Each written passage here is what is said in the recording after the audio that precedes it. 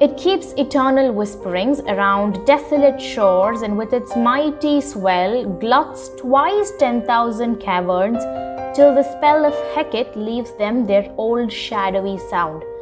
Often 'tis in such gentle temper found that scarcely will the very smallest shell be moved for days from where it sometime fell, when last the winds of heaven were unbound.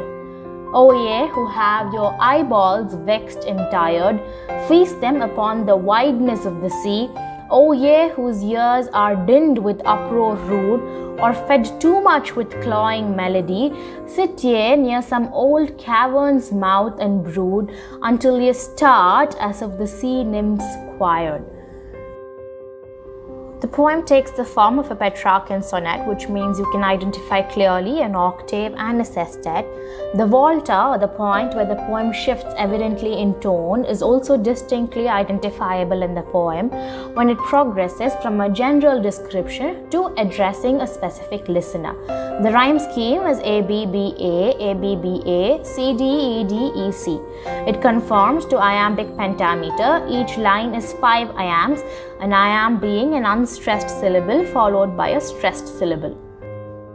This is a good juncture to remember that much of the Romantic era poetry was built around looking outwards towards nature and inwards towards emotion, and this means many of the poems are a marriage of both aspects.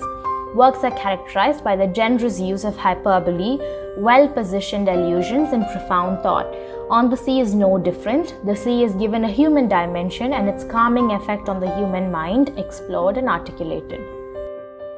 The sea whispers, the first instance of personification, around the desolate shores. At the high tide, the waters swell to fill innumerable caves, and they are silenced only by Hecate, the Greek goddess who wielded power over the tides.